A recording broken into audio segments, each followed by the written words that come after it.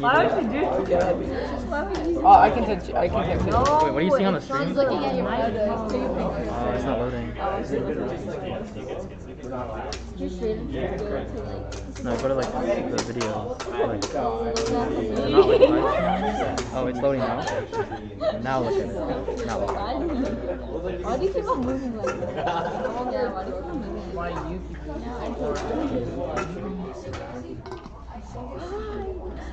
No. Yep, got it. Got it? Can you send that to Brian? Yeah, I'll send it. Oh, wow. She has a picture of you.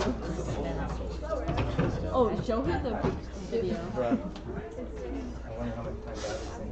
Dang it, I should have brought my like. I think you just sent. No, just wait for her there. Okay, ready?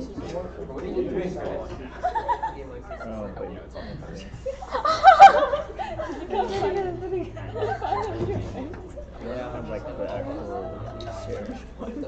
Yeah. No, okay, selfie. I'll put it on Facebook. Why is Can you send it to me? that? The link? Yeah, sure. I'll put it on Facebook. Or you want to put it on Facebook? Yeah, I can do it. Why? Because you blocked it. Yeah. Post on It's Facebook. like, it looks like you have one eye. You have one eye. Oh my god. Louise, Robin, just one. Are those people from this one? No. That's good. No. Ew, you used the picture. Whoa, whoa, whoa. No, you didn't. No, you didn't. How are we getting SNHS points? There's this thing at the end. There's a QR code. Okay, I need to change your profile. It's a really bad club that you should. Why? Probably How 10? The latency Whoa, is whoa, so whoa, low. Whoa, whoa, whoa. Bro, I can legit see that. You just feel so bad. Don't put it. No. I got it! No! You got 2 viewers. Wait, show Let's go. Wait. Oh my god! It's not your water bottle, it's your phone!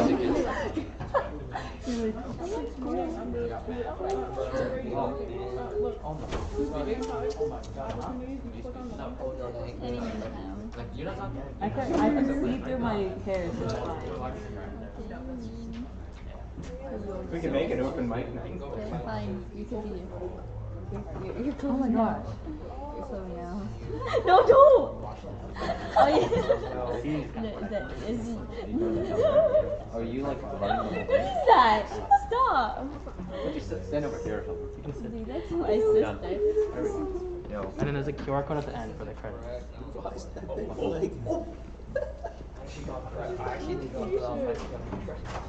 Why are you changing it?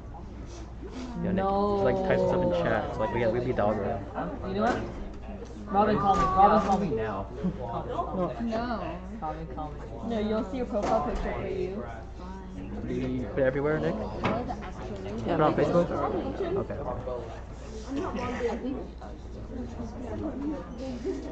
Look at how beautiful that beautiful profile is. That looks so great.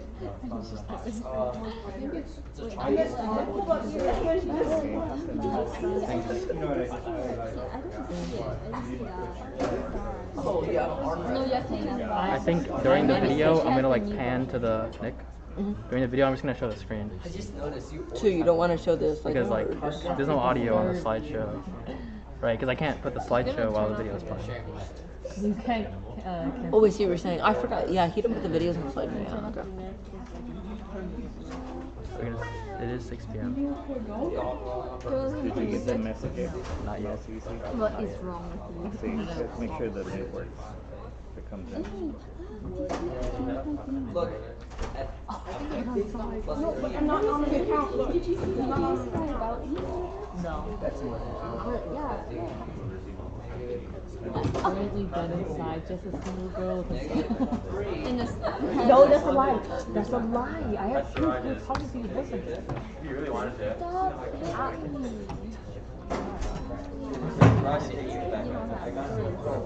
Yes, I You do. don't have a. I have a list. Hold So on. we didn't start yet. Wait, can you put it on Facebook at least? You have a. Yeah, I'm putting it on Facebook. I already Just put it, bro. Just put it. Alright. Or you sat there and say Can I know? My good friend Warren. Patrick? Hi. Hi. This is Hi. So this is our first time doing one of these. We're walking out Engineering Club. We realized we knew a lot of cool people who work on very cool things, and they tell us a lot about what they work on. They teach us a lot of cool stuff. So we thought we might bring them to you guys so that you can learn about cool stuff. And I hope it goes on well today, and I think it will. All right. Yeah. This is Dr. Brian Kern. He was one of our mentors for the FRC team for, I want to say, the last 4 years now. Only 1.5. Only 1.5. Out of those 4. And he's been working with us for a while, teaching us a lot, so hopefully he can teach you guys a lot. All right, thank you everybody for showing up. It's a bigger crowd than I expected. That's great. So yeah, I work at JPL, and that's what I'm going to be talking about today. But like Patrick said, FRC is the connection I have to this crowd. So yeah, some of you, certainly the actual Engineering Club members probably know my son Bradley. He was the FRC president last year. He's graduated and he's off at college now. And also my daughter Addie is a senior this year. I suspect a number of you know Addie Kern as well. So that's my connection to La Cañada. So I would say I'm a La Cañada parent first. I'm a JPL person second, which connects me to a lot of this material. And sort of below all that, I'm an astronomer at heart. So in terms of sort of STEM, I want to kind of just put all this in context for anybody who's interested in any part of STEM, is that, underneath it all, my training and my real interest is just science, just plain and simple, astronomy in particular. So just, everybody's got a title slide, right? Come on in. Everybody's got a title slide, and so what I want to just describe is I'm going to kind of start with the really, really, really big stuff, what's NASA, and what's the science involved, then go down to the specific project that I'm connected to, and then sort of my own path through all of this. So big to small is the way I want to talk about this. Don't try to read the numbers here. The numbers here aren't the interesting part. But I want to just introduce you to NASA, because lots of people have lots of wildly different notions of what NASA really is.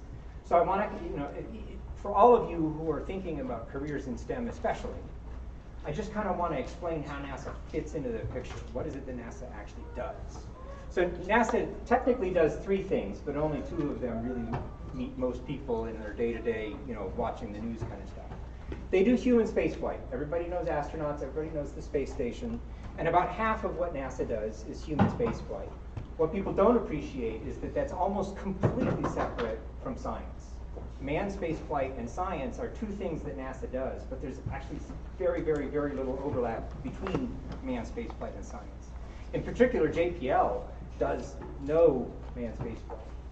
JPL does not get into projects that are involved in, building parts of the space station, or, space suits, or environmental systems for, long distance, or engines that'll land you on Mars. We don't do any of that. We don't do any of that stuff. So human spaceflight is its own thing, and I'm not an expert on that, and I won't be talking about it because I don't really overlap with that. That's the other half of NASA. The half of NASA, the third of NASA, so to speak, that I'm in is science. And in particular, technically they divide it into 5, but one of them is so small I'm not going to talk about it. NASA divides science into 4 categories. And this is not at all intended to be all of science, but this is NASA specifically. I'll explain that in a second. So planetary science, that's Mars, that's Jupiter and Saturn, that's the Voyager probes that launched 45 years ago, or out in the middle of nowhere. So planetary science is everything in the solar system except Earth and the Sun, including the DART asteroid mission that, if any of you watched the news 2 nights ago, satellite smashed into an asteroid to see how much they can push it, so that if we ever need to push an asteroid, we'll know that it can be done. That's a NASA mission. That's part of planetary science in NASA. Mars rovers, hear about them all the time. They're all over the place. That's planetary science. Earth science, staring down at Earth, so just to back up a second, planetary science, the biggest single thrust in planetary science right now is life. Was there ever life on Mars? Is there life on, Europa or Titan or any of the moons of the outer planets? Life, life, life, life, life. That's a big thrust of planetary science. There are others, but that's a big thrust of planetary science.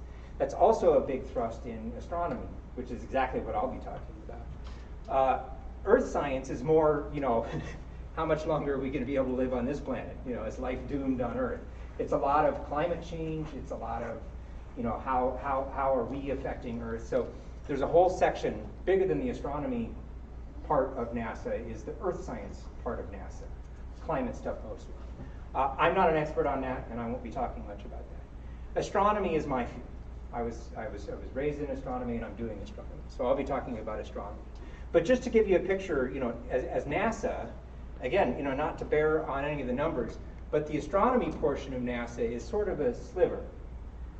But if you look at sort of the greatest hits of NASA, everybody can talk about landing on the moon, everybody can talk about, picture of the space station, how cool, how cool.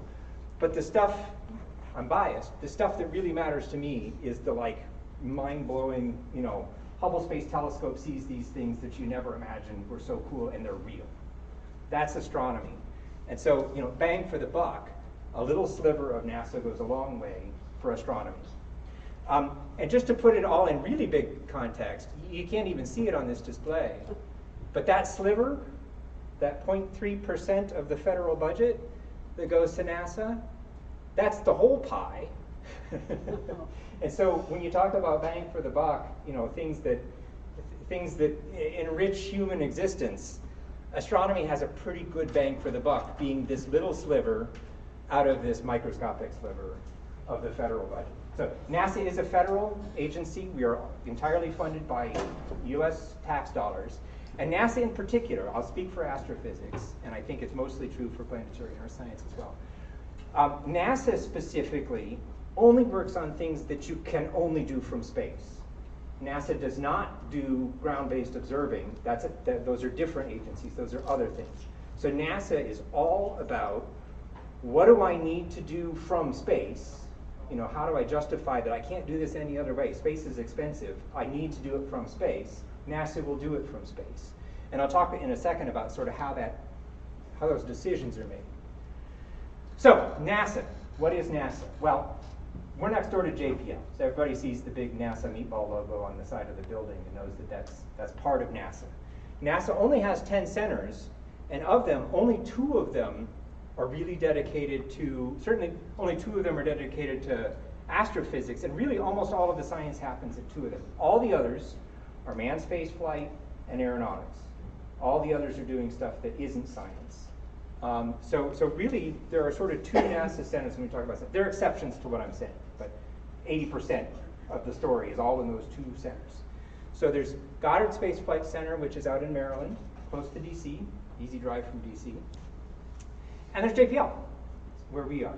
So NASA science is pretty much those 2 places. But that's kind of the wrong picture for understanding everything that's going on. The way NASA works is, first, every scientist in the whole country, and collaboration with Europeans and everybody in other countries, they sort of prioritize. Here's what we've almost figured out, but we need some help. Here are the big topics that we're close to finding some breakthrough on. Here's what we need to concentrate on. So everybody contributes to that decision making. And then they funnel it into NASA and say, here are the tools we need to do that. In astronomy, the scarce resource is telescopes and telescope time. So in astronomy, you need big telescopes to do big things, and big telescopes are very expensive, so they're very few, and big telescopes in space are stupendously expensive. And so you prioritize, and you say, the most people can make use of these tools. And so the NASA centers, they take that consensus view of what's needed, and then NASA centers build it.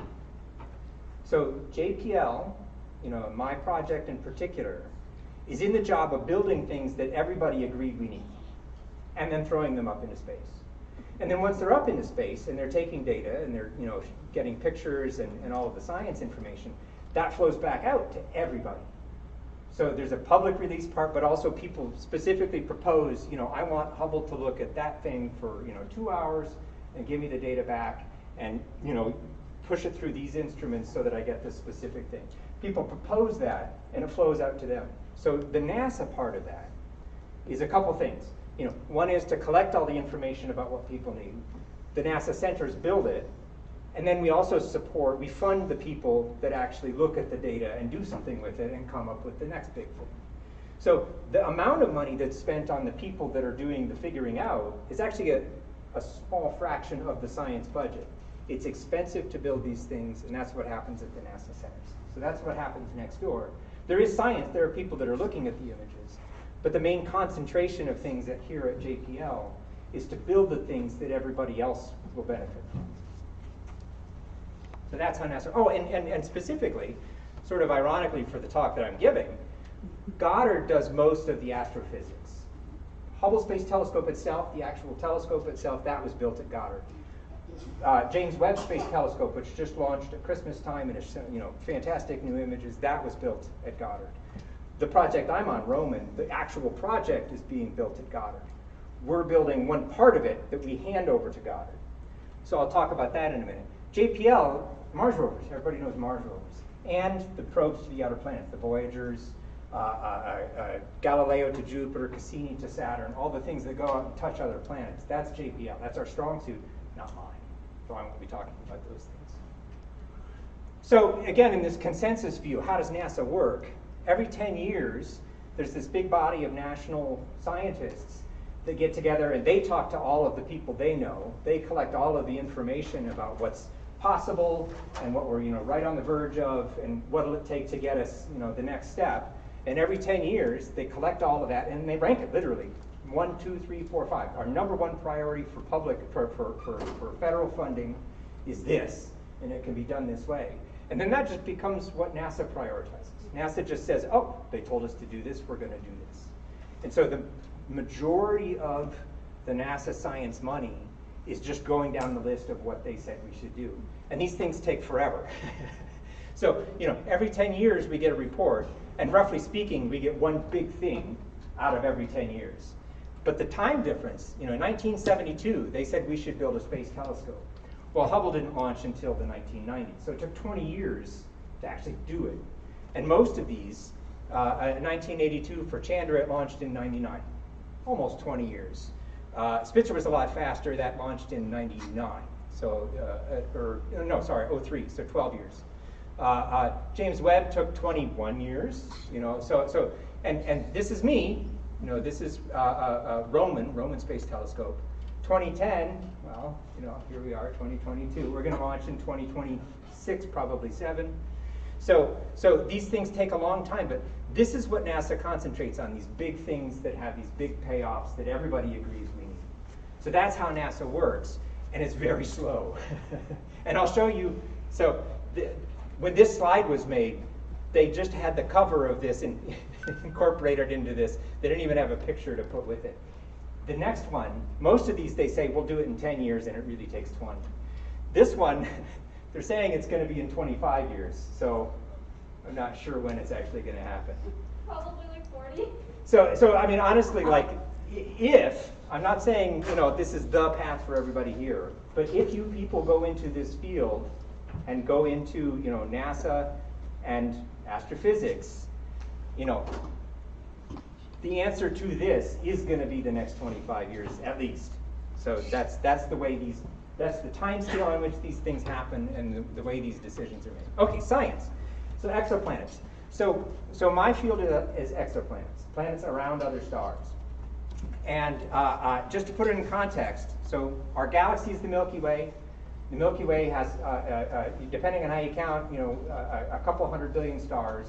And what we've learned just in the last 25 years is that there are more planets than stars.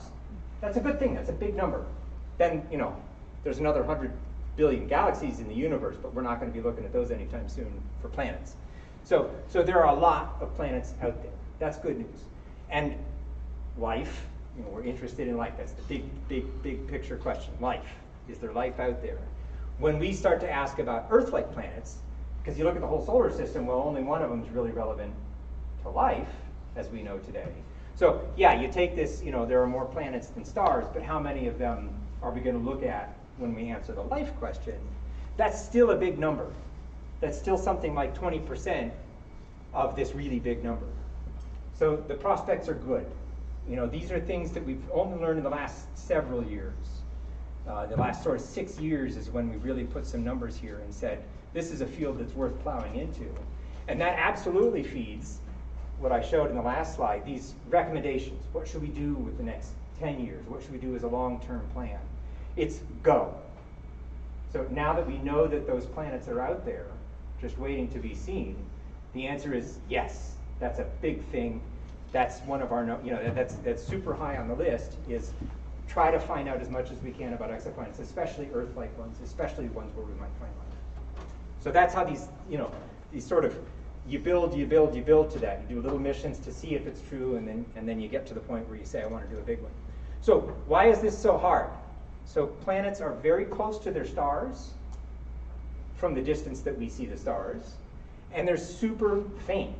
So planets, the planets that we care about, Earth-like planets in Earth-like orbit, they shine by reflected light, just like when you look up and you see Venus at night. It's not that Venus itself is glowing, it's sunlight off of Venus or Jupiter or Mars or anything like that. And so relative to when you hand them both over to the, you know, some great distance, the relative brightness of the planet compared to the star is super, super teeny. So the numbers that we talk about here, I'm not going to do a ton with the numbers, but it's like 100 million times for a Jupiter, which is huge, and it's more than 1 billion times fainter than the star for Earth. So these are really, really, really faint things immediately next to something much brighter. So just for scale, this is like, you know, you try as hard as you can. You take an image of a star, and you have fantastic optics, you know, you do the best you can to design something that's going to be great. And then, you know, you zoom in as far as you can.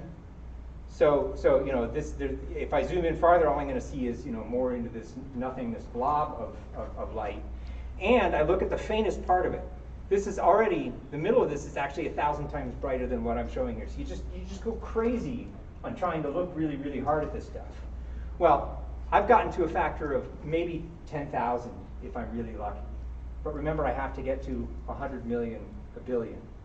So the things that I have to look at in here, they're right in the middle of what is the bright part of the image of the star. So the star, I don't know if you can see it, that little dot in the middle is the star itself. The star itself is tiny. But the image of the star, my ability to take a telescope and make an image of the star, makes a blur. It makes a big blob. And that planet is you know, another factor of 100,000, 1 million, fainter than that blur. So that's the hard part. If this were easy, we'd have had all these answers 100 years ago. The hard part of this is that they're so close and so faint that, you know, you just can't see them. They're lost with any way we can collect light and look for the planet.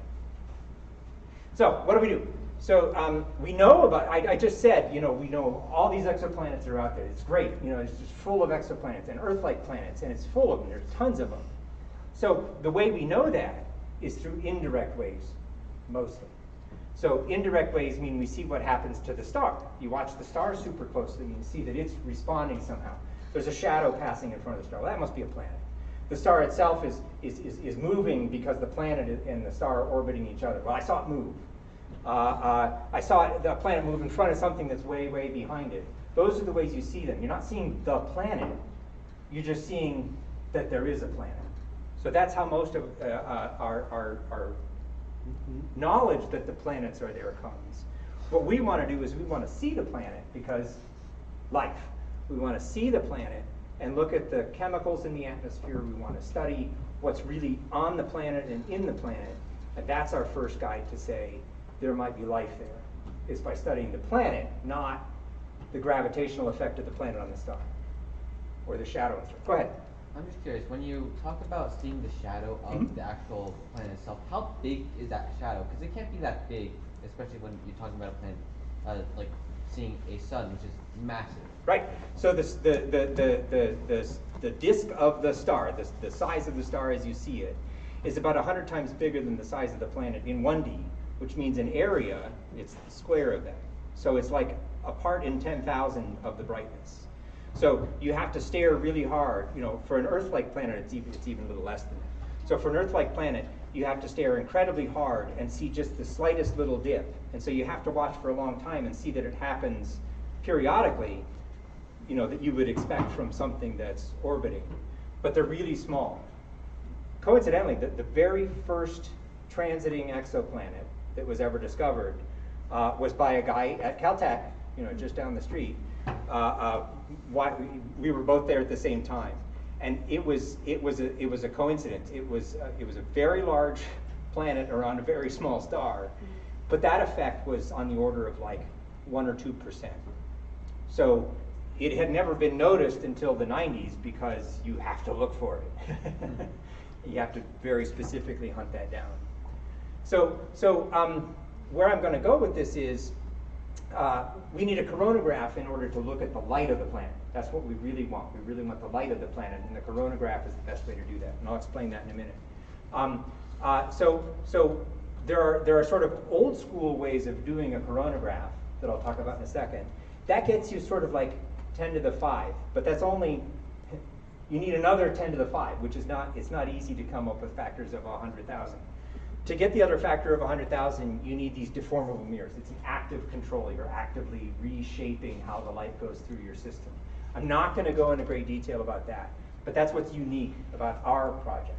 We are a demonstration that that kind of control will work in space, so that 25 years from now, when the next big one launches, it's doing it right. So we are a technology demonstration for the next one. And it all has to do with those deformable mirrors. This little diagram is after you use the coronagraphic masks. So when I started, I'd already done a factor of 100,000 of my job. But to get the rest of it, I had to keep tweaking this deformable mirror. I had to control the deformable mirror. And this is, I'm only doing one side. So the star is already blocked here. It's already down by a factor of 10 to the 5. And then we make this area, we remove the starlight from that area. This is in our lab. This is actual data that we took in our lab. We didn't have a planet, so you don't see a planet. But the starlight is gone so that if a planet's there, you'll see the planet without the starlight. So that's what coronagraphs do. That's real data. Okay, I want to explain coronagraphs in the sort of like, if you were a second-year college student taking a physics class, you would learn about diffraction and you would go through this stuff. So I'm going to try in like 2 minutes to go through what you would learn, you know, in a couple weeks of a second-year college physics class. I'll try. So I'll go through this page first. So what is diffraction? The word diffraction comes up in lots of things. There are lots of examples of wave physics. So of course, what we would call surface gravity waves in water, you're all familiar with those kind of waves.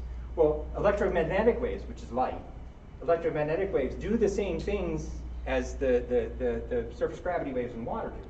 So in particular, so if you look at this picture, there are these nice straight, you call it a wave front. There are these nice straight waves. They came off of thousands of miles of ocean. You know, they're just rolling in. They're sort of undisturbed. You hit this little peninsula, you hit this part of land, and it chops that wave, cuts off the wave. Now the wave is blocked. Now, you all know from firsthand experience, if you go out to a breakwater, you don't see that there's a 6-foot wave going on, and then 2 inches later, you know, it's perfectly dead calm. Like you could put your hand in water that's doing a 6-foot wave on one side and nothing on the other. Those waves spill around. They spill around. So that's a property of waves, is that they diffract. So they curve around to fill in whatever was blocked. When you cut off a wave, they fill it in. They spill. It's very general. I don't know if you can see the details of them on the left. It's the same thing, you know, open ocean, and then you cut that wave off, and you see that the waves that pass through get deflected in such a way as to fill in the parts that were blocked. Same thing happens with light. Now, for light, you know, the strength of those waves that are going sideways aren't nearly as dramatic as these. But like I said, we zoomed in that picture as much as you possibly could until the only thing that you're seeing is that diffraction. The only thing you're seeing is that bending. So before I do this one, let me not have you stare at that screen for a second, but just think about what a telescope is. So let's say I want to, you know, I love the constellation Leo. and I want to take the constellation Leo and I want to make an image of it. So I take a piece of paper and I hold it out here, and I think to myself, starlight from that star is going to land on my paper, and starlight from that star is going to land on my paper, and I'll get an image. What do I get? I get a uniformly illuminated piece of paper. So if I hold my paper here, there's light coming from that direction from that star that lands on the paper. If I hold my paper here, there's light from that direction landing on this paper.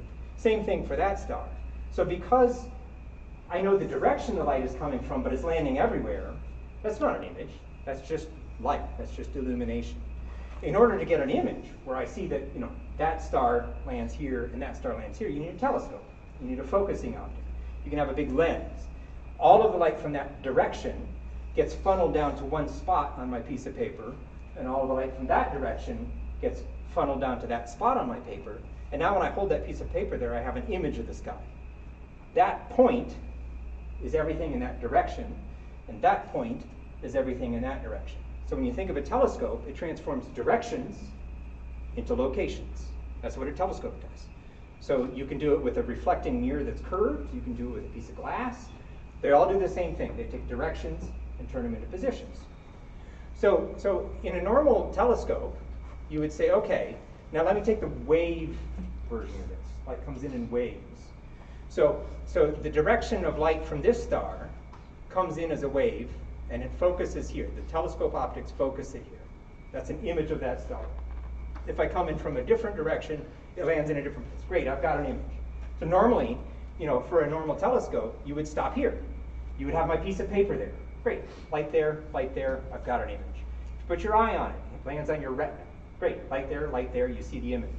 If I have a photographic film, great, I've made a picture of the sky. Electronic detectors, great, I've illuminated pixels on my detector. So that's normally where we stop. The problem is, you saw the picture a couple frames ago, the starlight is already piled on top of the planet light. I haven't done anything. I said there was a problem, and there's still a problem. So what is a coronagraph? Well, the reason there's starlight everywhere is because light is a wave, and when it gets chopped off, because the telescope just doesn't go on forever. If the telescope went on forever, there'd be no chopping, but you know, telescopes are expensive, especially in space. So the edge of the telescope says, I can't see any of the wave that didn't hit the telescope, so where the telescope cut that wave off, it spills. The light that comes off that, you know, whether it's a lens and I go through it, or a mirror and I come off of it, the wave spills outside of that.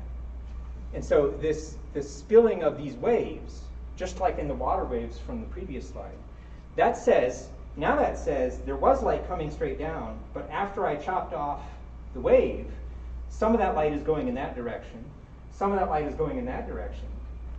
And when my telescope turns that into position, stars all over the place. Some of the star headed off in that direction, some of the star headed off in that direction. And so I have my planet that's really off in that direction. It gets imaged there, but it's 1 billion times fainter. I take a couple % of the starlight and I spray it all over the place, because that's what happened when the wave got cut off, and it totally swamps my planet. So that's what diffraction does that makes a problem for us to solve. So a coronagraph is just sort of like going one step further. I can put, so this is a mask. It's something that physically absorbs the light. It can be a chunk of metal, which literally is what we generally use, a chunk of metal. So you can put a chunk of metal there and you can block the star. Now think about this. I go outside in the middle of the day. Sky's, you know, it's a clear sky, blue sky, perfectly bright, middle of the day. There's the sun. I want to look at Leo again. You know, somebody told me it's up in the middle of the day, right? It's just that it's bright. Well, fine. I'll block out the sun. Can I see Leo? No. I can't see Leo because the sunlight that is the bright blue sky is coming from the same direction. The sunlight is coming from that direction, and it's thousands and thousands of times brighter than any of the stars in Leo. So I can't see it because the sunlight's already headed in that direction. So it doesn't matter that I block the sun out. It doesn't matter that I stop the sunlight from hitting my eye, the direct sunlight from hitting my eye, because that wasn't my problem in the first place. My problem in the first place is that there's sunlight coming from over there where I wanted to see the star. So putting that mask in doesn't help at all. But what happens when I put the mask there is that it blocks all of the wave that didn't get deflected. Remember, directions turn into location. So putting that mass there blocks all of the wave that didn't spill, and all I'm left with is the part of the wave that did spill. So the trick is, you call it going through focus. Instead of putting my detector or my piece of paper or my eyeball there, I let the light keep going. I put the mask there, so this might be on a sheet of glass with a little piece of metal on the sheet of glass as my mask. I let the light keep going. And the funny thing about that when I let the light keep going is that there isn't any left of the wave that didn't spill. I blocked it. It's stuck in the metal. So all I'm left with is the part that spilled, and the part that spilled is on the edges. So once I've gone through focus, I can put in, you call it a mask, and a stop. I put in another piece of metal. I just put in a ring that's opaque, absorbing. And now all of that spilled light hits there. So I blocked all the starlight. Well, blocking all the starlight is no good if I also block all the planet light. I want to see the planet and not the star. So when the planet goes through, it comes in at a different angle. Direction on the sky is location in the image, so it misses the mask. And when it misses the mask, I don't actually care about the spilling near the edges. That's a few percent of the planet light. The planet's 1 billion times fainter than the star. I don't care about a couple percent of 1 billion. I care that I got the planet and I didn't get the star. So that's what coronagraphs do, is they block the starlight but let the planet light through. It's sort of a clever way. You have to get over the fact that you really wanted to look here. You have to wait. You have to put in one more piece of hardware, this stop, to block that light. Go ahead. So wouldn't if there were other nearby stars and their angle wouldn't match up with the normal star, wouldn't that interfere a bunch with the planet? Yes, so crowdedness is a question. How many other things are in the same field of view as the planet you want to see? Because when we talk about 1 billion, you start to talk about background galaxies being in the same place. So there's actually, to get specific on that, that's a real problem. Background galaxies are a real problem because these planets are so faint. And so what you do, our targets are nearby stars. And nearby stars they're all sort of in motion because we're going around the galaxy and everybody's got their own proper motions. And so the star itself is wandering at a pretty significant level compared to the distances we're talking about. And so you watch that star once and you say, there's a blob. I don't know if it's a background galaxy or not. You come back 6 months later and the star's over there. Well, if your bump moved with the star, it's connected to the star. If your bump stayed there and your star moved there, it's background. So you have to do follow-ups to discriminate against background objects. So this is the basic idea of coronography. The problem is that we're talking about 1 billion here. And when we talk about 1 billion, every single lump and wiggle of everything sends a little light in the wrong direction. So the amount of starlight that's still, it's not spilling because of diffraction now. It's the fact that you can't make a perfect mirror, or a perfect lens. That's what's sending the starlight off right where you want it. That's where you need the active control. So I'm not going to take the time to go into the details of active control here. There's a video in a second that'll show some of this. But when you hear the word diffraction, which you will in your second year of college physics, when you hear the word diffraction, I'm going to go back. Think of that. You can picture that. Well, I just made you picture that. It's right there in the picture. That really happens, and that really happens with all kinds of waves, including light. And so because that's happening, you have to do these kinds of tricks to deal with that. If I don't want this starlight here, I have to deal with the fact that the spilling, after I cut that wave off, that spilling landed where I wanted to look for a planet, and so I have to get rid of the starlight. So that's the fundamental. This kind of coronagraph has been around since the 1920s. LYOT, Liot, Bernard Liot was a guy who did this in the 1920s to great effect, and a lot of the coronagraphs that we talk about scientifically are still named Liot coronagraphs. Yes? So, does light not kind of reflect off of the mask, right? From collecting the star, would that not cause any trouble when the other waves are coming in and those waves are kind of reflecting back out? Great. So there's a linearity issue. So the question is, can waves pass through each other without messing each other up? And the short answer is there's a range in which a wave action is linear, which means that I can add two things, and the effect of two things together is the effect of one plus the effect of the other. They don't interact with one another, they just are both there. And so in water waves, there's a certain size of a wave that remains linear. When they crash onto the shore, they go nonlinear. They change their shape. They become something different. But when they're just passing by in the ocean far out, you'll have one wave going one way and the other wave going the other way. And the net effect is, well, it's that wave plus that wave. They just pass right through each other. And light is very good at that. Light is linear, much more so than surface waves, surface gravity waves on water are linear. So light can pass right through each other until you get to massively, nuclear fusion experiment kinds of intensities of light. That's when the light starts to actually ping off one another and change each other's direction. But at any kind of astronomical level, they pass right through each other. So this is a video. It's just 2 minutes. It's gonna graphically say the same things I just said about diffraction. The thing I like about it is that it shows this nice little bit of the deformable mirrors, which I didn't really talk about. But most of this will be familiar already. A distant star is orbited by two planets. One looks similar to the Earth, the other is a gas giant. When viewed from a distance, the two planets disappear into the glare of their sun. How could we ever find these planets all the way from the Earth? By using a space telescope with a coronagraph to separate starlight from planet light. As the star's light passes through the telescope's large mirrors, it picks up small distortions. Diffraction adds concentric rings to the image we see. To reveal the planets, first a coronagraph uses a mask to block much of the star's light and redirect the remaining light to the outer edges. A washer-shaped device can now block most of the rest of the star's light. Because the planet's light comes in at an angle, it misses the mask and passes through the center of the washer. But when we turn up the image signal by collecting more light, we can see that the planets are still hidden under blobs of leftover starlight. To remove these blobs, the coronagraph has a special deformable mirror that can change shape by using hundreds of tiny pistons. This can correct distortions in the light beam. As the mirror deforms, the blobs of light as seen in the monitor slowly begin disappearing, finally revealing the brighter of the two planets. So this is like the real data. Afterwards, the fainter planet also comes into view. But we showed real data doing this. We can now see objects more than a billion times fainter than the star.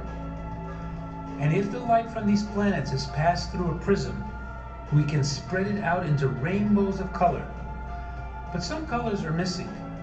They were absorbed by gases in each planet's atmosphere, giving us important clues about their composition. Here's the life part.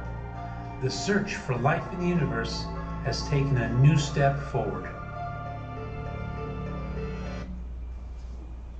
This was just a gimme. So when we talk about, this is when we talk about, 100 million is how faint Jupiter is compared to its star. But we don't want Jupiter.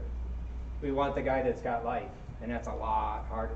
So this is where we get into a few billion times. So, it's not common to see these things drawn to scale, but it's useful sometimes to see them drawn to scale because it's a big deal. So our mission, we're going to be able to see these, few of them, the sort of fortunate ones.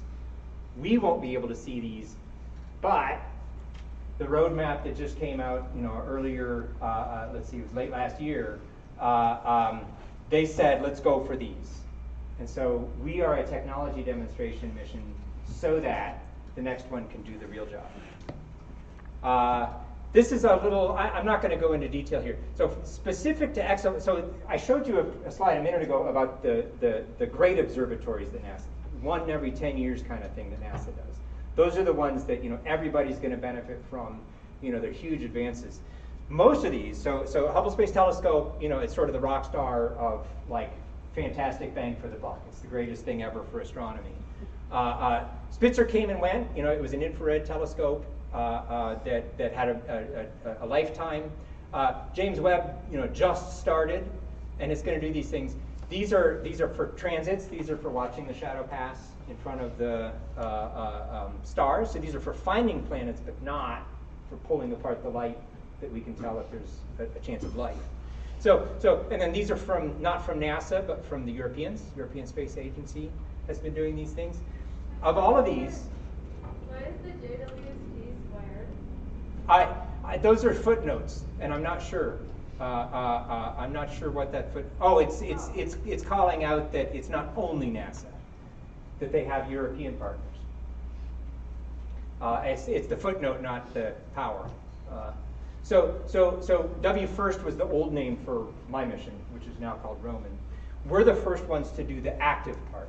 So JWST, so Hubble could see, depending on how you count, sort of 10 to the minus 4 by using a regular coronagraph with just the mask and stop that we showed. JWST is going to do a little better, 10 to the 5, 10 to the 6 if you let yourself look farther out where it's easier. We're going to be the first ones with the deformable mirror. So we're going to be the first ones that can do that big jump to where you can see the planets at the brightnesses that we really want to start exploring. So this is it. So this is this doesn't exist yet. It hasn't been assembled yet. Just about all the parts exist today, but it hasn't been assembled yet. So I can't show you an assembled version. So this is we're called Roman Space Telescope. It's required that we be ready to launch at the end of 2026, and that we do launch before the middle of 2027. So we're a few years out, 5 years-ish. JPL is building an instrument. So there's a telescope in here. There's a big mirror here, just like Hubble, just almost exactly like Hubble. There's a big mirror here, and so the light gets focused down to here, and then you send it into instruments. And so we are piggybacking. We are a technology demonstration. We're a freebie. We're piggybacking on this. And so JPL builds this instrument, and they snap it in. This is a picture shown after it's been snapped in. Over on this side is the main reason for this mission. That's the one that the decadal survey, the big review of what everybody wants. They said, we want this, and we said, hey, would you mind if we also do that? So that's how we fit in. And we are a coronagraph, just like we talked about, with both the masks and stops and the deformable mirrors. This is the meat of the optics. So the optics have been laid out. This is actually what's going to fly in space. Extra credit for anybody who identifies me in that photo. I imagine 1 out of every 5 of you will identify me in that photo. So this is as far as it has been assembled so far. We have all the parts, and we're just starting assembly. This is where we're going to test it. So NASA is very risk averse. They don't like to just say, trust me. So we have to prove that it's going to work before we go. And the way to prove it's going to work in space is to simulate space as well as you can. And so we have this big vacuum tank. This is, I think it's 11 feet in diameter. It's in the basement of my building, or the first floor of my building. So there's this big vacuum tank, and it goes way in. I'll show another picture of it in a bit. And this big door that closes on it. So we put it all in there, we pump all the air out, we pretend we're in space. And then we go through all the motions, and we show that it's going to work. Now, just like I showed you the video from early lab demos, had nothing to do with this hardware, but our demonstration that it could work. We'll do that same thing. We're going to go through all the motions and show that we can reject all that starlight. This in particular, I think there's another picture of it later. This is not nearly as exciting. This one doesn't go into space. What's going to happen is, you see this little front leg here, these two, they call them bipods, these two little legs, they're going to connect right here, and that whole table is going to be right underneath this. This is just a support structure for basically a flashlight to shine into our instrument to pretend to be the telescope so that we can test it. So we shine a flashlight in, we do our thing. This is going to hold the flashlight. We're going to be right underneath here, and I'm going to go back one. We're a 2-story instrument. All the optics live on top of that table I just showed the real thing, and then all of our electronics live down below to feed power and control and wires and everything else from the ground floor. So that's not present. That's not been assembled yet and isn't in this picture. But basically, we have the first floor here and the second floor here. We roll it into the tank and we test it. So that's what's coming in the next year, more or Okay, so I sort of blazed through, the coronagraph instrument, the actual hardware. Let me tell you how I fit in. So just super briefly, we were just talking right before we started, Indiana University Hoosiers. There are a number of wonderful things about Indiana University. A, it's gorgeous. This is the west entrance to Indiana University. Patrick in particular, who sort of set this up, his older brother is right as we speak at Indiana University in his freshman year. I wish him, I hope he has as much as many wonderful experiences as I did in Indiana. So then Caltech, my memory of Caltech has nothing to do with Pasadena. My memory of Caltech is nights spent at Palomar, where I was doing instrumentation. It led to what I'm doing, but it wasn't exoplanets that I was actually looking at when I was observing at Palomar. And I've been at JPL now 17 years, and I've been doing exactly the same thing all 17 of those years, and I'm going to be doing exactly the same thing, certainly for the next 6 years. And if I'm lucky and I get to work on the next generation one, I'll be doing it until I retire. That's it. Don't plan on your path through your career being that straight, because nobody else's is. Mine just happens to have worked out that way. Straight shot. So what I wanted to say for this sort of STEM day in the life kind of thing is again sort of these time scales. So what I wanted to show is 2005. I came to JPL in 2005. This program that I came into had already been going for about 7 years. These demonstrations with deformable mirrors, with coronagraphs, doing it in the lab, showing that it could work. That was well underway before I came in 2005. Now, show of hands. Who here was born after July 25th, 2005? Yeah, you all fit in this line. Your life fits in this line when I've been, I came to an already functioning test bed ready to continue this work. That's the kind of timescales that NASA operates on. I love it that way. I love continuity, and I love things that actually use what you build into it and grow. But just to put it into scope, yeah, most of you in this room raised your hand when I asked if you were born after July 25th, 2005. So my first 8 years were spent in laboratories. So this is a different vacuum tank. This is a 6-foot vacuum tank instead of the 11-foot vacuum tank. And this has an optical table with our own sort of homebrewed try it out. So this is the way things work. You do a lab demo that says, hey, deformable mirrors really do change the way the light lands. Starlight is going to land on your camera. These things really do work. We really can hold these things steady. So proof of concept. So this is looking literally from one side of that vacuum tank out the other. And we would lay out all these optics just like we could imagine doing things and put real deformable mirrors in there and do real experiments. Like that little animation I showed about 10 slides ago, that was almost 10 years ago. That was and it was actually a different style of coronagraph than what we used. So we go through all these ideas. What if I use this kind of coronagraph? What if I use that kind of coronagraph? What if I include fancy math? All these kinds of things. So we test all this out to prove that it's worth starting to spend real money. This is about 5 people. There were about 5 people working on the project through most of this. It grew to maybe 10 by the time we were done. 5 or 10 people working for years and years and years to say, trust me. You don't have to trust me. You can look at what we've done and see that it's going to work. So that's where we start. It's going to work. In 2013, for a variety of reasons, we had the 2010 decadal report that said, do this other project, the one that's the main payload for our mission, Roman. They said, do that one. And then a year later, National Reconnaissance Office that does spy satellites, they said, hey, we gave up on some of these telescopes. Do you want another Hubble? And NASA said, trick question? Yes, we want another Hubble. And so when they were given this telescope, we said, me too. We said we want to piggyback on that ride too. And so at that point, we made a decision that we were going to take these, rinky-dinky lab experiments and turn them into what we would do with the telescope we were given. Initially, the telescope we were given seemed awful because it has these support struts all over the place. That, how I said when you break the wave front, when you break the wave, you get all that spilling? We were counting on breaking it at the outside of the telescope. This one breaks it on the outside, and the inside and all of the struts going in between, and it sends tons more light for us to deal with. So we had to say, well, we didn't expect that, but can we do it? So we spent the next 3 years saying, yes, that free telescope that you gave us, we can handle it, let's go. And so from there, NASA gave the official approval to be a mission.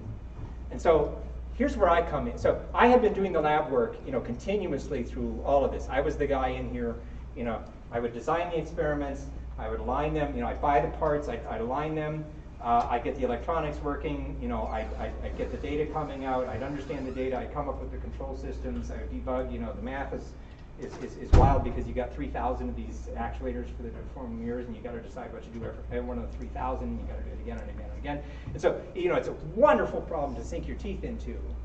And I had been on the front lines of doing this throughout all that. And then the time came to say, if we're really going to do this, we need requirements. We need to tell all of these different parts how well they have to do for this whole mission to come together. So the way NASA works is they say, you need to build something that works this well. We don't care if you go there and give it a good shot and fail. We're not in for that. You have to prove to us that you're going to do as well as we said you have to do. And so my role today, which has been true from this time forward, was to say, well, in order for us to do the performance that NASA headquarters has demanded, we need all of the parts to work this well. We need the whole thing to be this stable. We need the control systems to work together this fast. We need, we need the cameras to be efficient enough that we can collect light in that amount of time. All of the requirements, so it's called system engineering. So I am not an engineer by training. I'm an astronomer by training. I've never taken an engineering class in my life. I've never been taught how to be an engineer, but I am one. I am one because I knew how these things worked, and somebody needed to say, in order for this all to work, somebody needs to tell the fast steering mirror, shout out to Ed, the fast steering mirror just what it has to keep up with. Somebody has to tell the focus control mirror how far it has to be able to go. Somebody has to tell the deformable mirrors how still they have to stay to keep things down at a billion times of starlight rejection. Somebody has to tell the cameras how sensitive they need to be. So all of these things have to come together, and that's what system engineering is. So I changed from being the guy with my fingers in here trying to keep from fingerprints getting on the objects to the guy telling everybody else how well they have to do so that they can go and do it. We went from about 5, depending on how you count, 5, 10 people here, where we are today, depending on how you count, it's 120, it's 200 people, just at JPL, just on our instrument, just on the part we're going to hand over to somebody else that builds the whole thing.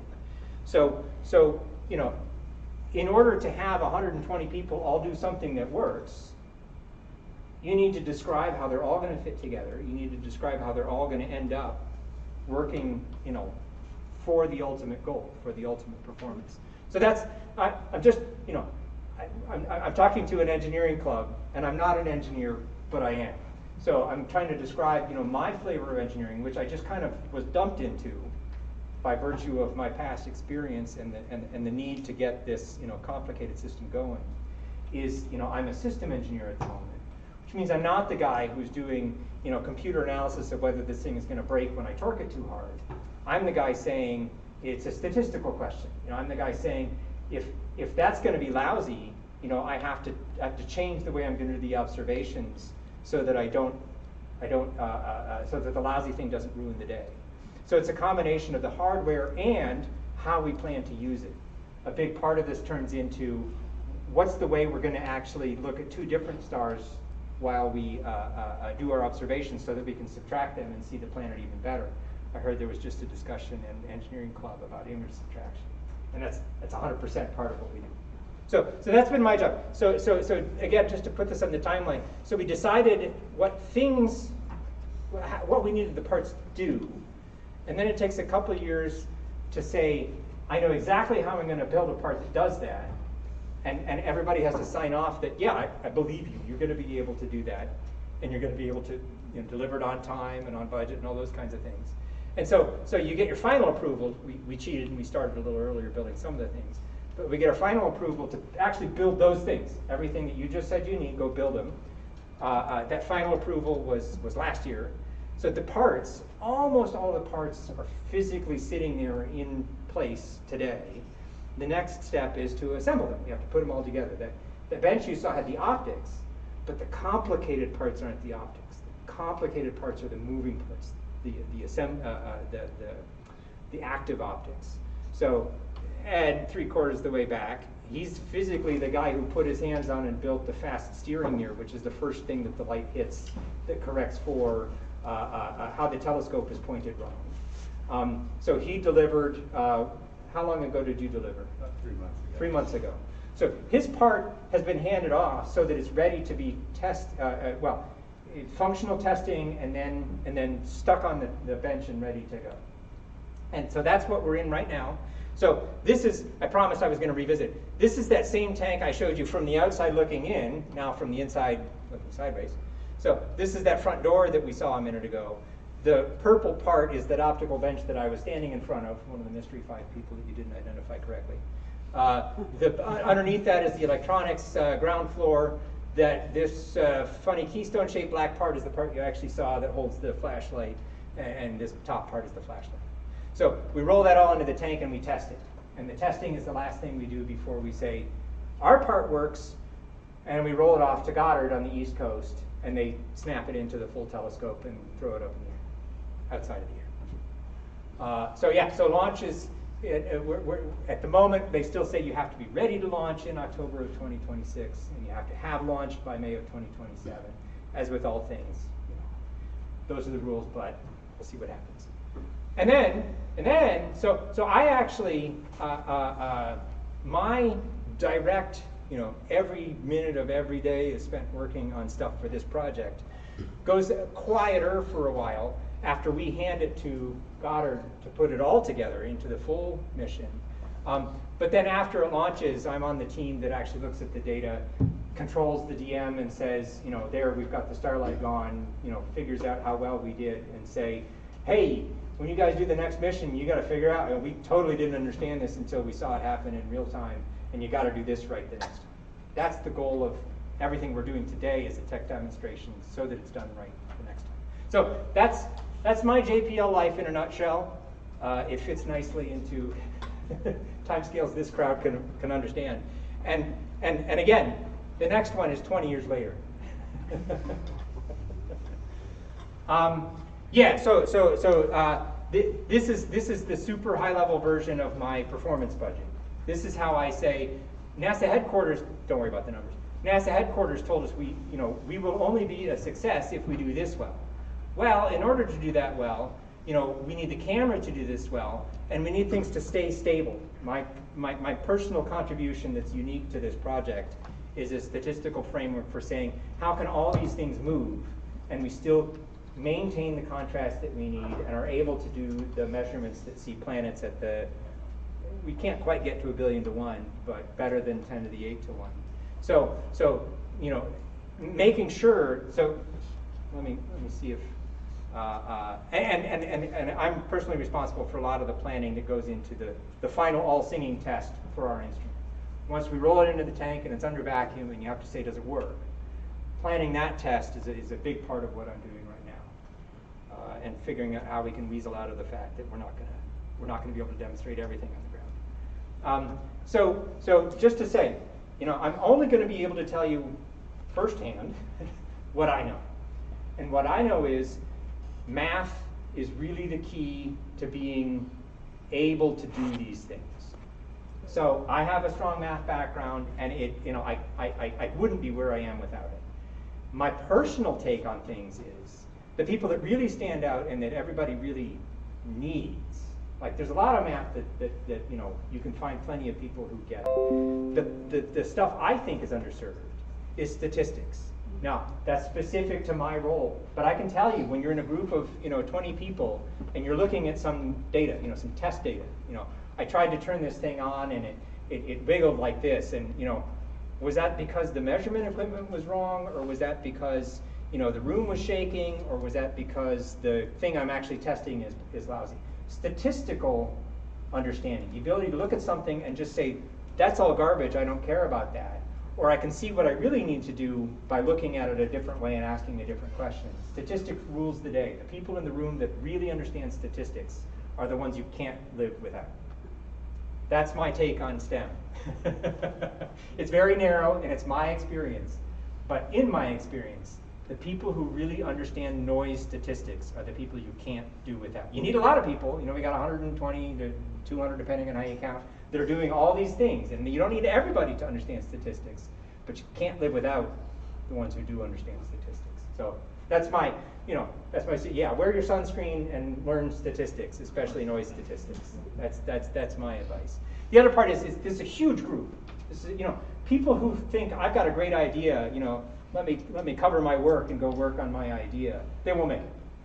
All of this is about NASA in particular, because like I said, NASA's job is to get together and build the big things that then get used by this wider community. And there's so many parts of that.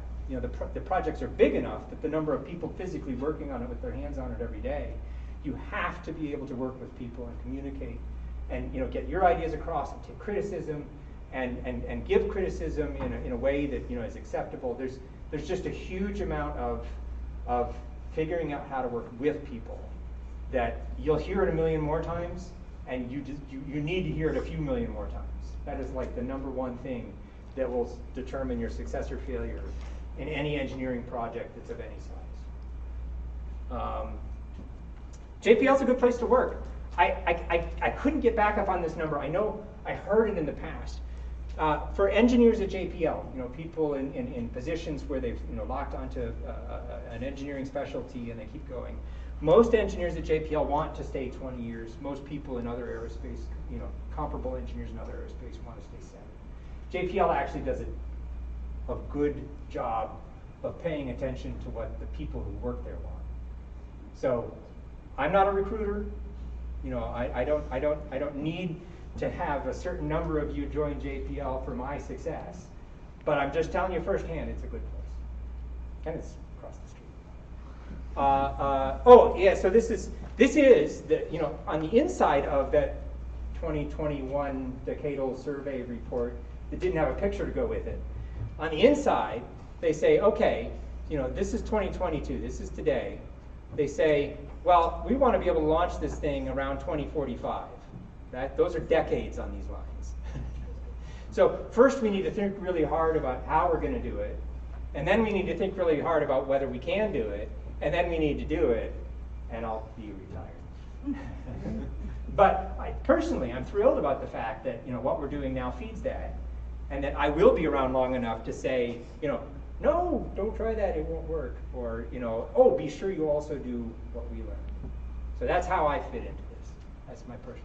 I've got a bunch of other stuff, but we're out of time. So I would really encourage any questions about anything, about details, about science, about jobs. Yes, Pat. What do you make the conformable mirrors out of? So there's a ceramic that has electrodes all the way through it. And some ceramics respond to electric fields by getting squeezed. And so there's a ceramic that's all chopped up. So it's got 48 by 48 rows and columns of individual actuators with these electrodes and that many wires, 2,304 wires coming out the bottom end. 2,304 wires per DM, 2 of them. And so the ceramic moves, and then there's a super thin sheet of glass that is glued specifically to every one of the tops of those actuators, and then coated with aluminum. And so what you're actually seeing is an aluminum surface. The glass makes this nice smooth shape when you push on the bottom of it, and you get 2,304 of them per 2-inch module. And how far does each little piece move when it moves? Half a micron. Wow. And we want to move it. So we talk about nanotechnology, right? Nanometers. So the wavelength of light is about 500 nanometers to half a micron, about 500 nanometers. We want to move these deformable mirrors when we're making these corrections by a couple, 10 picometers can be a big screw up. So 1/100th of a nanometer when the wavelength of light is 500 nanometers. So we are way sub nanometer.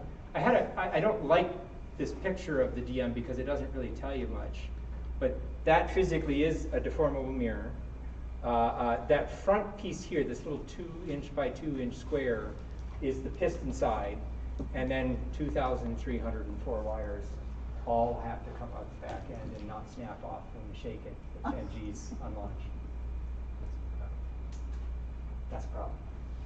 We think we've solved it, but we solved it in ways that made the stability worse, that we're only recognizing like in the last 2 months. And so my job suddenly becomes, what are we going to do about the fact that the way we solved the wires not falling off also made the DM change shape over time and screws up our stability, which is my job to maintain. Yes? Just out of curiosity, how long do you spend like just making sure that things won't fall off or like break as they're just going up? Yeah.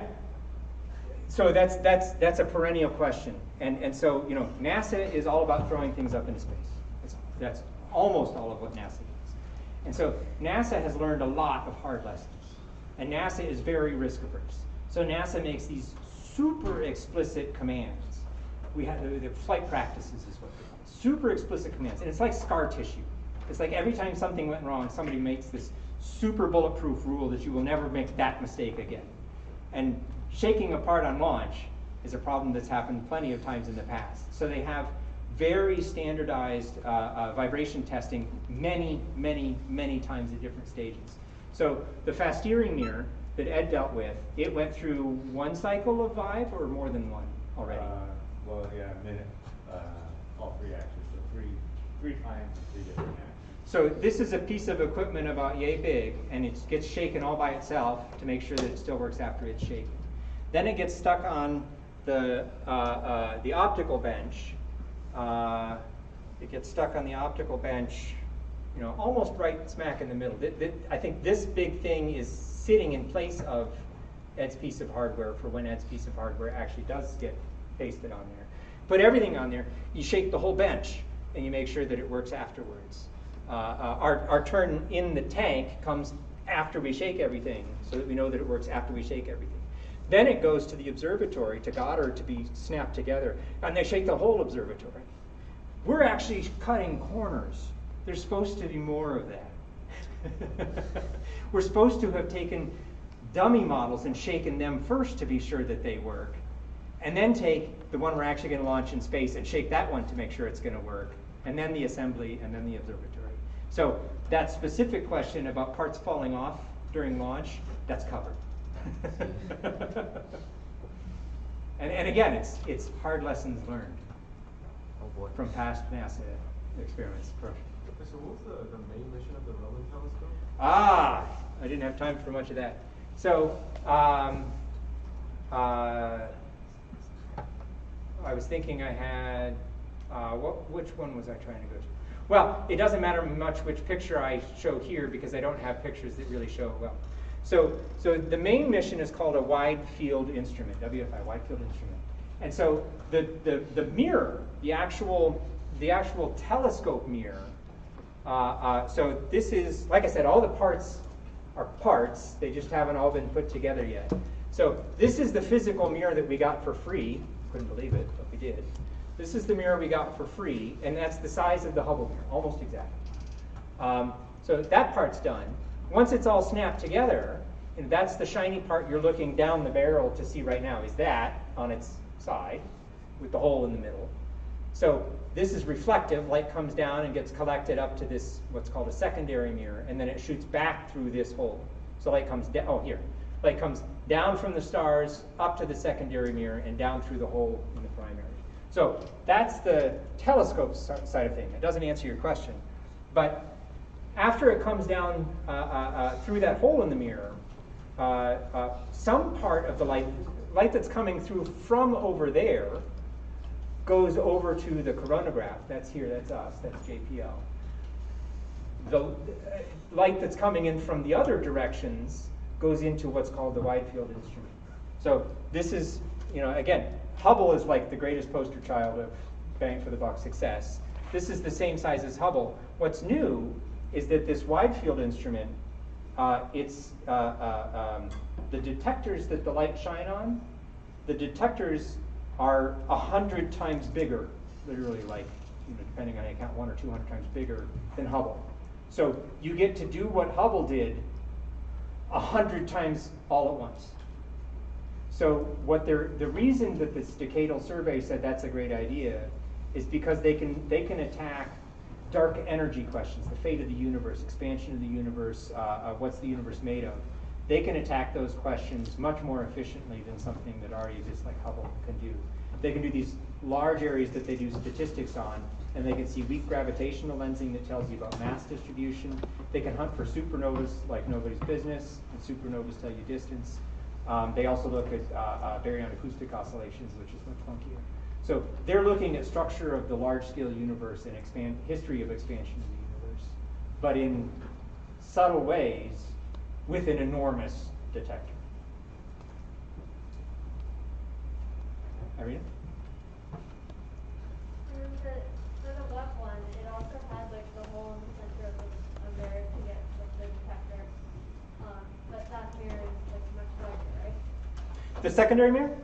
So this is a good scale diagram of the size of the secondary mirror compared to the primary. So this one is the primary mirror, PM. This one is the primary. It's the first one that the light hits. And it concentrates the light on its way up to this secondary mirror. And this is to scale. So this is almost the full size of this baffle, and there's some mechanics and stuff like that that are in this little cap.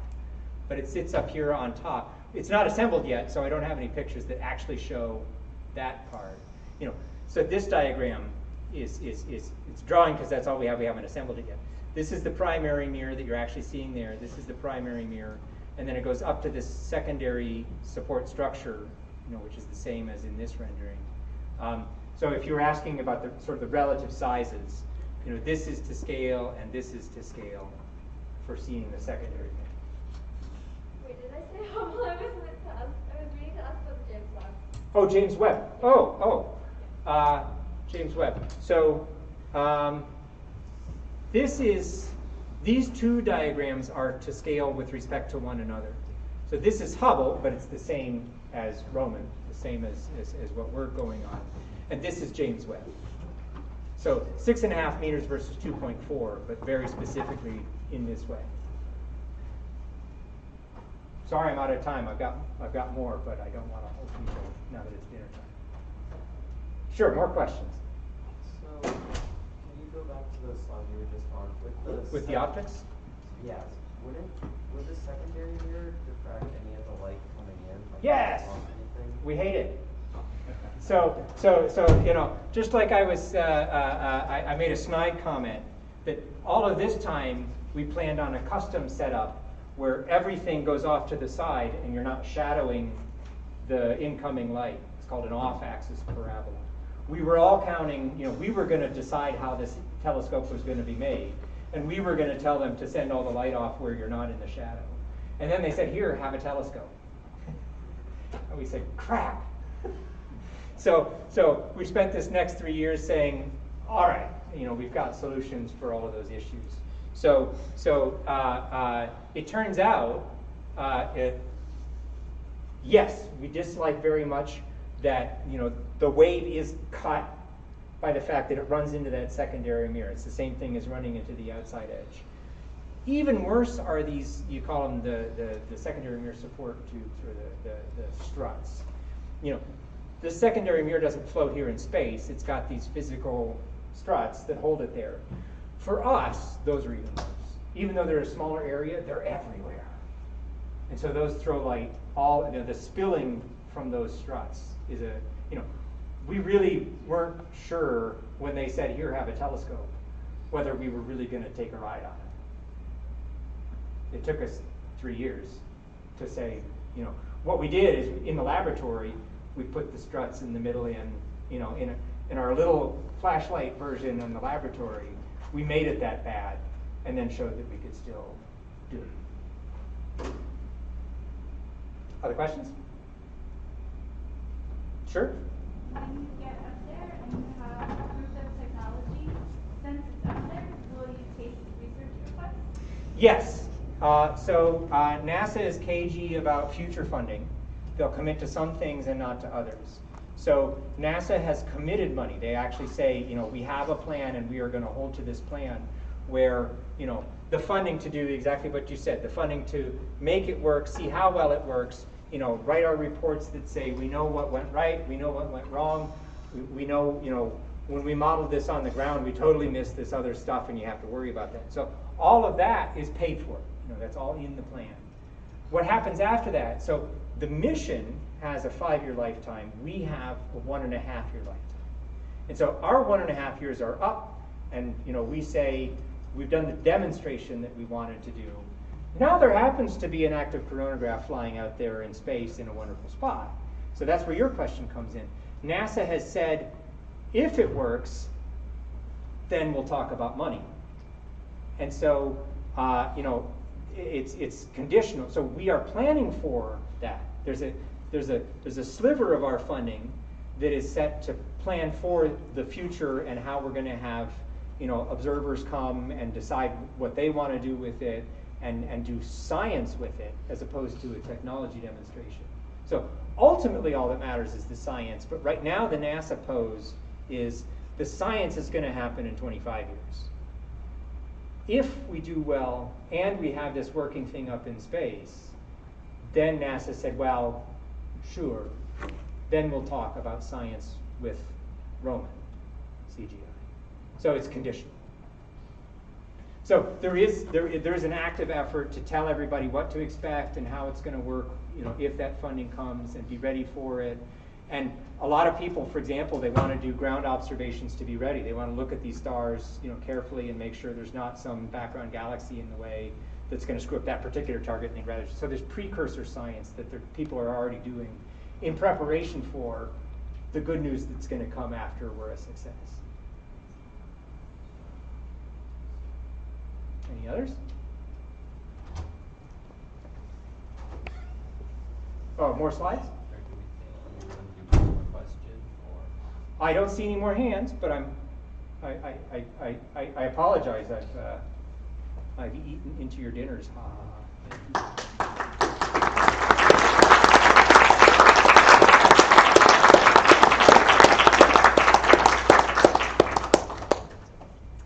All right, you're all excused. Wait, no, the last slide. The last slide. Oh. If you're an SNHS to get hours for this, we would like you to start. Wait, Patrick, is the last slide? And The last slide. so we know how many people showed up. The last slide?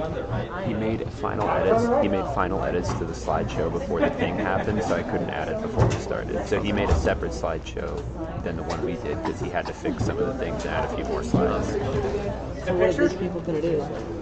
She's got the QR codes printed up and she's handing them out. That's what Madison